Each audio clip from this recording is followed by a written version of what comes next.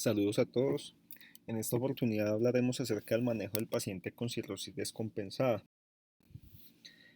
Esta presentación parte de las recomendaciones de la guía del 2018 de la Sociedad Europea para el Estudio del Hígado y los objetivos es hablar principalmente de estas tres patologías: ascitis, hemorragia varicial y peritonitis bacteriana espontánea. A manera de introducción es importante conocer cuál es el curso natural de la enfermedad en los pacientes con cirrosis, conociendo dos fases de esta misma. Una primera fase que es la fase compensada, la cual va a tener un curso silencioso y asintomático. En esta fase los pacientes van a tener una buena calidad de vida y la enfermedad va a poder progresar sin ser detectada por muchos años. Sin embargo, a lo largo de la evolución podemos encontrar una fase descompensada, caracterizada por aumento de la presión portal que se asocia al empeoramiento de la función hepática. En esta fase el paciente va a desarrollar signos clínicos como la citis, el sangrado, la encefalopatía e ictericia. Es importante entonces que la enfermedad descompensada puede avanzar rápidamente hasta la muerte o a requerir una terapia de soporte como lo es el trasplante hepático. Y esto puede estar acelerado por el desarrollo de otras complicaciones como las que se mencionan en la diapositiva. Algunos datos de epidemiología encontramos que la transición de la cirrosis asintomática compensada a la cirrosis descompensada va a ocurrir más o menos entre un 5 a 7% por año. Y más importante aún es cómo cambia la supervivencia en los pacientes que presentan un episodio de descompensación de la cirrosis. Se conoce que la supervivencia es de aproximadamente 12 años para los pacientes con cirrosis descompensada y esta va a disminuir notablemente a 2 años para los pacientes que desarrollan descompensación de la cirrosis.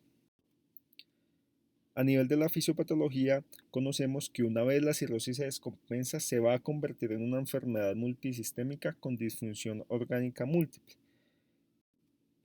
Y en esta diapositiva denotamos cuáles son las tres condiciones principales que van a generar todos estos cambios, como lo son la hipertensión portal, la lesión hepática con producción de mediadores de respuesta inflamatoria y la vasodilatación del lecho esplácnico, que van a llevar a disfunción adrenal, encefalopatía hepática, disfunción renal y síndrome hepatopulmonar. Entendiendo esto, es importante ahora definir cuál va a ser el manejo de la cirrosis descompensada. Ideal sería prevenir la progresión de la cirrosis más que tratar las complicaciones. Y otra cosa que sería ideal sería tener un tratamiento que restaure la función y arquitectura del hígado. Sin embargo, hoy en día no disponemos con este tipo de tratamientos. Por lo tanto, el manejo de la cirrosis descompensada va a estar basado en dos enfoques.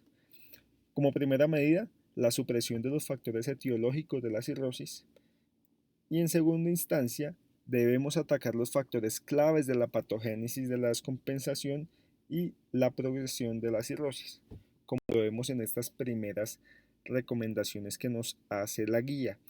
Dentro de los factores asociados a la fisiopatología que podemos atacar, tenemos medidas como el uso de antibiótico-terapia como la rifaximina, uso de albúmina para mejorar la disfunción circulatoria, uso de estatinas para disminuir el estado proinflamatorio que conocemos en estos pacientes y el uso de betabloqueadores para disminuir la presión portal, dentro de otras terapias que vamos a hablar más adelante. En primera instancia vamos a hablar sobre la citis. Conocemos que la citis es la causa más común de descompensación de la cirrosis. Entre un 5 a 10% de los pacientes con cirrosis compensada van a desarrollar esta complicación. El principal origen de su formación va a ser la retención de sodio, mediada por el eje renina-angiotensina-aldosterona y el sistema nervioso simpático, como lo veremos más adelante. Y es importante conocer que el paciente con ascitis no solo tiene ascitis, sino que ésta se asocia a otras complicaciones como lo es la peritonitis bacteriana espontánea, la disfunción respiratoria, la disfunción renal, hernias, entre otras. En esta imagen podemos ver la fisiopatología de la citis. Tenemos que el paciente con cirrosis tiene disfunción endotelial, que va a generar vasodilatación sistémica principalmente del lecho esplácnico, con lo que va a disminuir el volumen efectivo circulatorio, por lo cual se van a activar mecanismos compensatorios como lo es la activación del sistema renina-angiotensina-aldosterona, hormona antidiurética y el sistema nervioso simpático, lo que va a llevar a la retención de sodio y retención de agua que se van a traducir en ascitis e hiponatremia. La podemos clasificar como ascitis no complicada o ascitis refractaria. En cuanto a la ascitis no complicada, se dice que no es complicada cuando no está infectada, no es refractaria y no se asocia con el síndrome hepatorrenal. Y se dice que es recidivante cuando hay recurrencia en por lo menos 3 ocasiones en un periodo de un año, a pesar de que el paciente tenga tratamiento médico óptimo. Y clínicamente la podemos graduar en 3 grados. El grado 1 es una ascitis leve que básicamente solo se va a poder detectar por ultrasonido. La ascitis de grado 2 es una ascitis moderada que se puede manifestar clínicamente como una distensión abdominal moderada. Y la ascitis grado 3, una ascitis severa que va a producir marca de distensión abdominal y clínicamente vamos a encontrar muy fácilmente el signo de la onda ascítica. Para el diagnóstico de la ascitis, lo primordial es la paracentesis diagnóstica, ya que hay que tener en cuenta que esta va a estar indicada en todo aquel paciente con ascitis de nuevo inicio o todo paciente cirrótico con un episodio de descompensación. A este paciente se le debe buscar ascitis por medio de ultrasonografía y si la tiene se debe realizar paracentesis diagnóstica. Y los parámetros a tener en cuenta en esta paracentesis diagnóstica van a ser el GASA, si es mayor o igual a 1, tenemos un 95% de sensibilidad en que el diagnóstico sea el de hipertensión portal. El recuento de neutrófilos mayor o igual a 200 células denota el diagnóstico de peritonitis bacteriana espontánea. Un recuento de proteínas menor a 1.5 gramos por decilitro va a ser un factor de riesgo para el desarrollo de peritonitis bacteriana espontánea y, como lo vamos a ver más adelante, podría ser una indicación para la profilaxis primaria. Y el cultivo de líquido acítico debe realizarse en botellas de hemocultivos.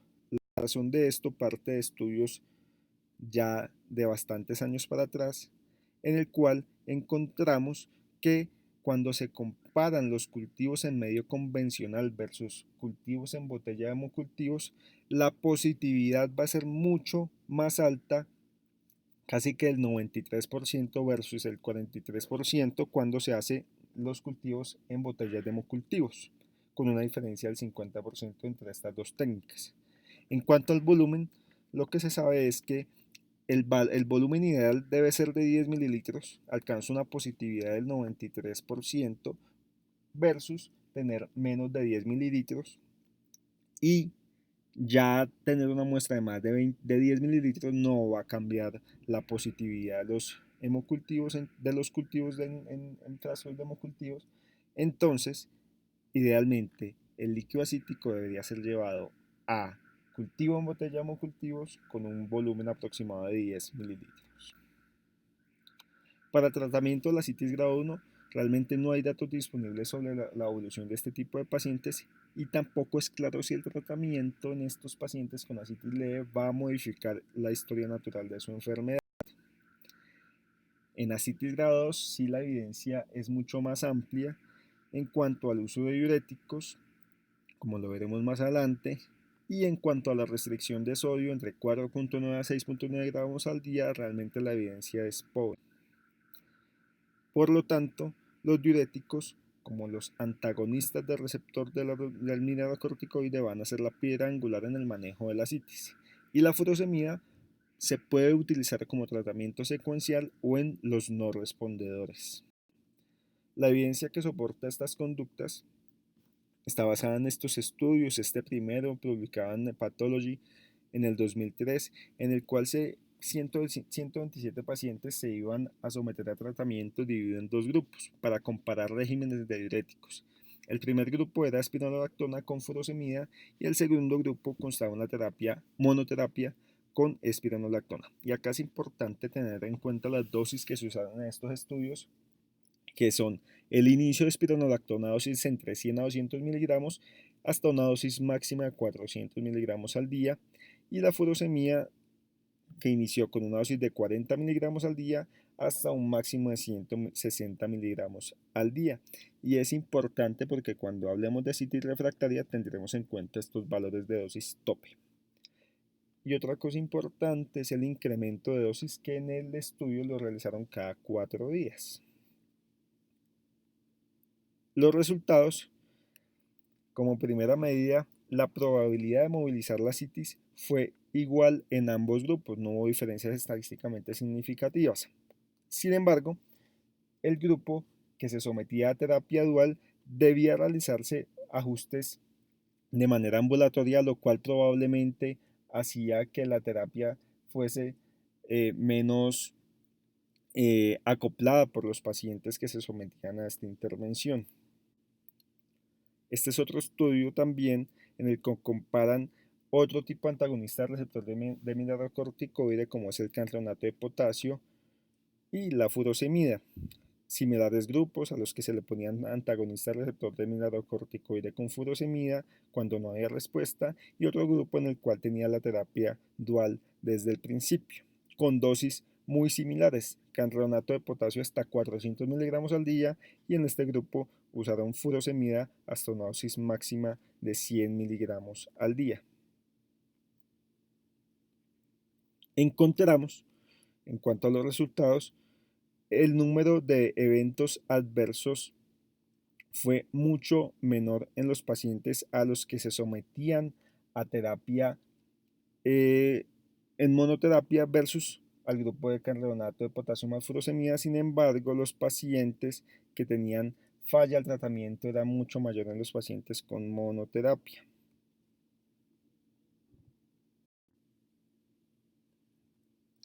En cuanto al tratamiento, hay que tener en cuenta también cuáles son los principios. Como lo vimos en los estudios, la dosis no se debe incrementar en un intervalo menor a 72 horas, y las metas van a estar basadas en el peso día del paciente. Si el paciente no tiene edema periférico, la meta es de una reducción de peso de menos de 0.5 kilogramos al día, y si el paciente tiene edema periférico, la meta de tratamiento es de la pérdida de 1 kilogramo al día.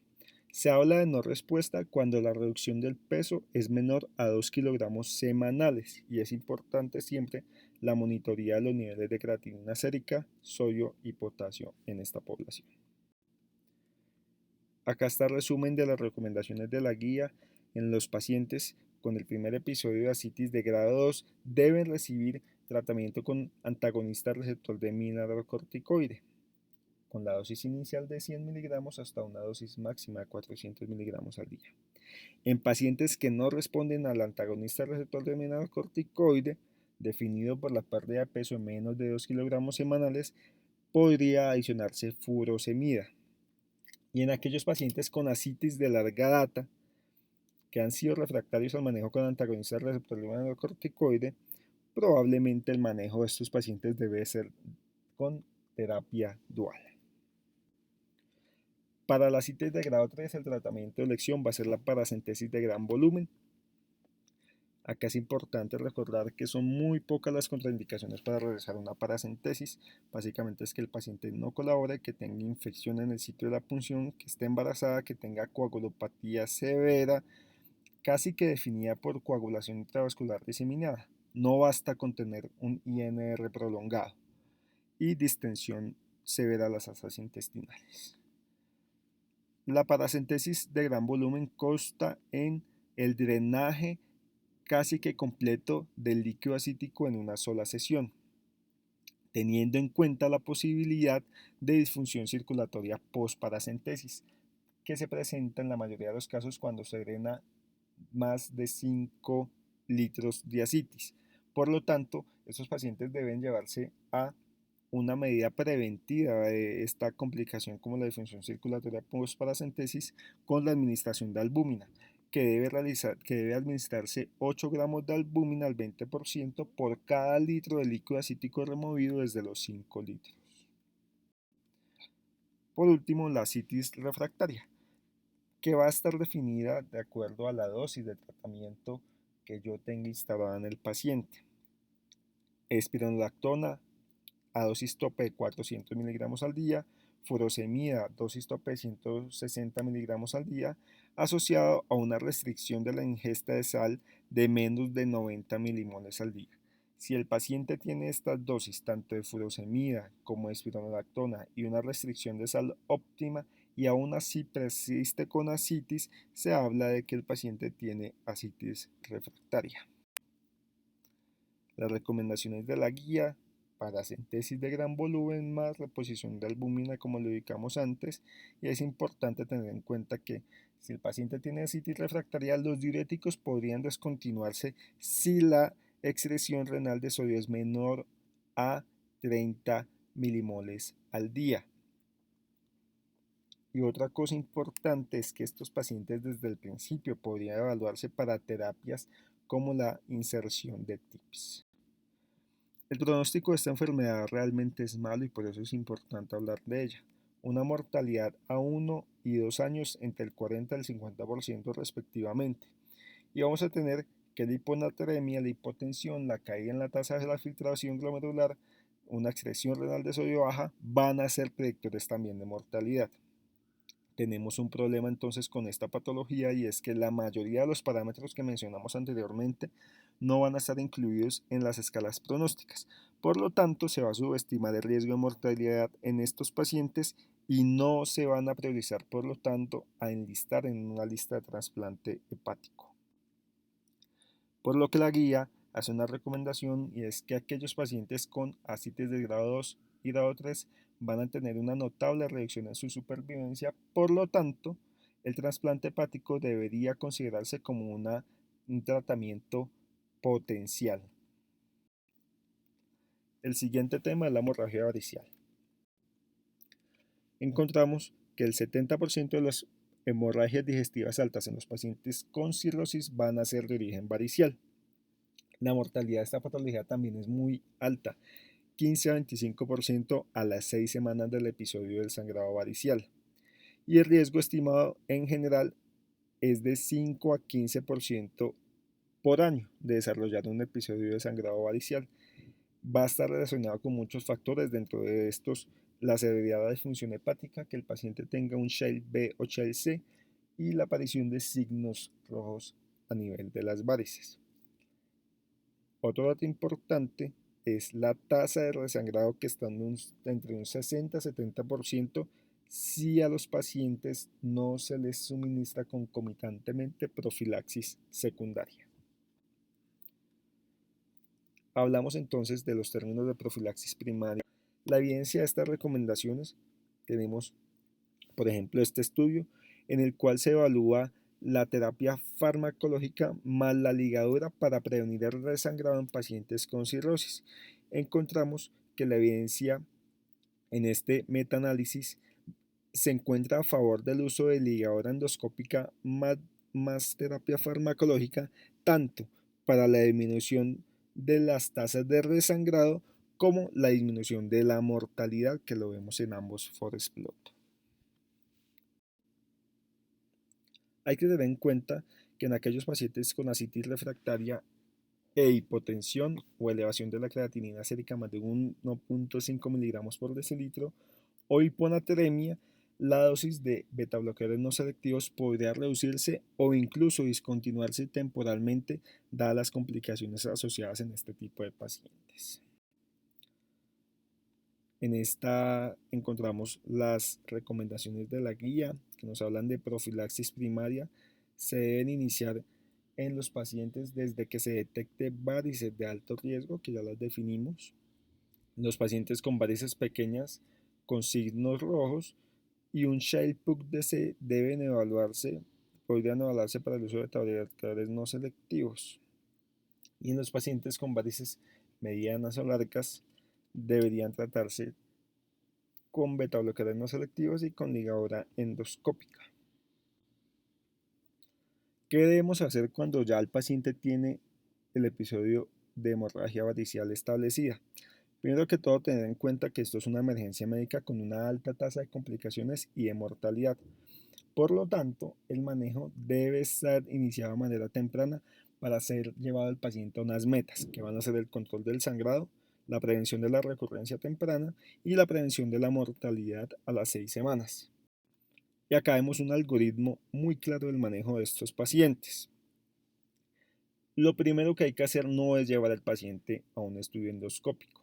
Van a haber muchas otras medidas que, si se hacen de manera adecuada, van a hacer que se cumplan las metas del tratamiento.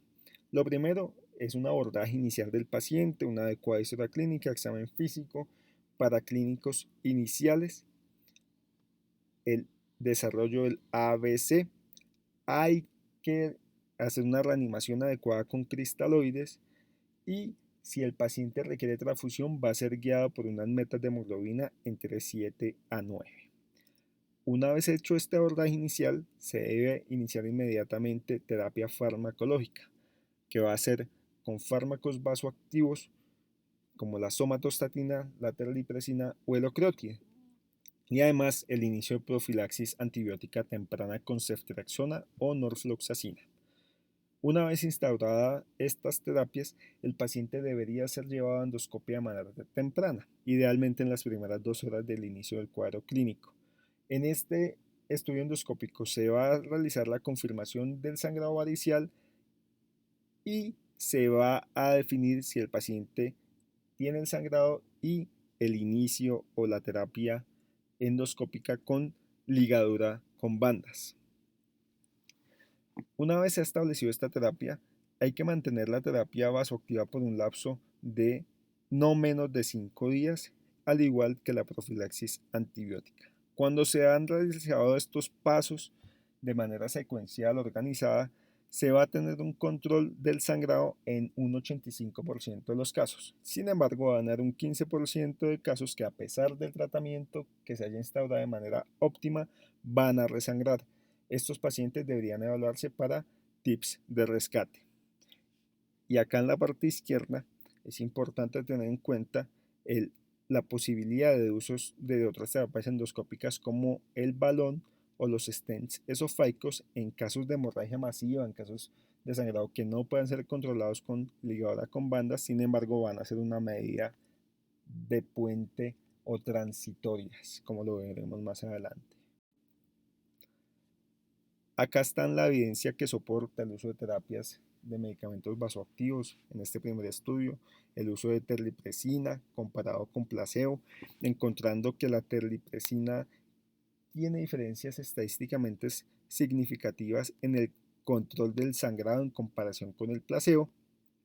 También hay una disminución de las unidades de glóbulos rojos requeridos para el manejo de estos pacientes cuando se compara con el placebo, y la mortalidad también disminuye con unas diferencias estadísticamente significativas cuando se usa terapia con terlipresina, tanto al día 15 como al día 42 en comparación con el placebo.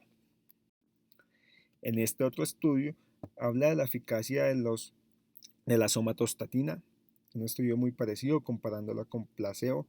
En este estudio la sobrevida no tuvo diferencias estadísticamente significativas. Sin embargo, sí, la tasa de falla del tratamiento o de resangrado es mucho menor cuando se usan medicamentos como la somatostatina, y también una disminución estadísticamente significativa en el requerimiento de unidades transfusionales de glóbulos rojos.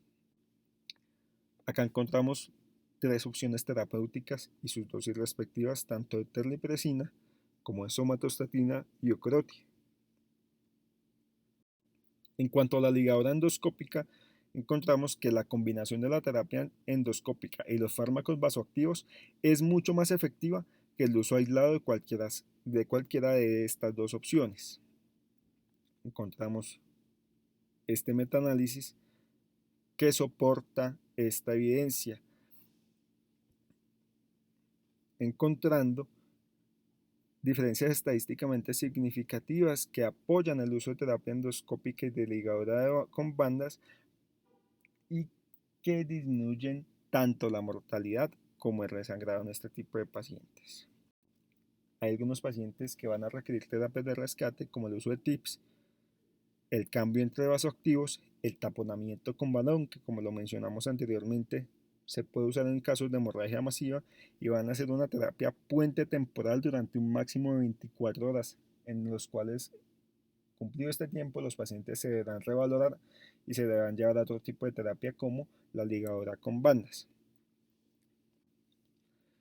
La profilaxis antibiótica es importante tenerla en cuenta dado que las infecciones bacterianas se van a presentar en la mitad de los pacientes que tienen un episodio de hemorragia varicial. Una vez iniciada la terapia antibiótica se va a disminuir este riesgo de infecciones, pero además va a ser una terapéutica que se conoce mejorará el control de sangrado y además la supervivencia de estos pacientes.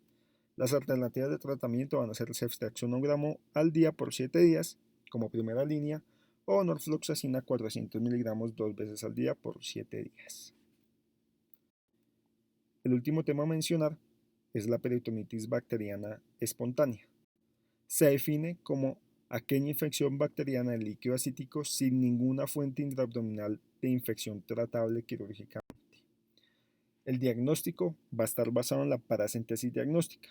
Como lo mencionamos, todo aquel paciente con cirrosis descompensada debe buscarse si tiene ascitis y si la tiene, llevarlo a paracentesis diagnóstica. Esta enfermedad realmente tiene una presentación clínica muy variable que puede ir desde síntomas de dolor abdominal, respuesta inflamatoria sistémica, empeoramiento de la función hepática y se puede asociar a encefalopatía, choque, lesión renal y sangrado. En cuanto a la paracentesis diagnóstica, encontramos la mayor sensibilidad para el diagnóstico cuando tenemos un recuento de neutrófilos mayor a 250 células por milímetro cúbico. Sin embargo, la mayor especificidad se va a alcanzar cuando el recuento de células de neutrófilos es mayor a 500 por milímetro cúbico. Hablamos de peritonitis bacteriana espontánea con cultivo negativo cuando el recuento de neutrófilos es mayor a 250, pero el cultivo es negativo. Y hablamos de bacteriacitis cuando tenemos un cultivo positivo con un recuento de neutrófilos menor a 250 células por milímetro cúbico. Acá encontramos las recomendaciones de la guía para el tratamiento de esta entidad. El uso de antibióticos de terapia empírica debe iniciarse inmediatamente, se hace el diagnóstico con la paracentesis y se diferenciar si el escenario es de una infección adquirida en la comunidad o es adquirida en el medio hospitalario porque básicamente determinará el tipo de terapia antibiótica que se va a administrar al paciente. Para la mayoría de los casos, que son los adquiridos en la comunidad, las cefalosporinas de tercera generación van a ser el tratamiento de elección o la piperacillinata Zobactam. Y ya cuando la infección es asociada al cuidado intrahospitalario, debe evaluarse la epidemiología local y el riesgo de infección por pseudomonas o estafilococo aureus meticilino resistente.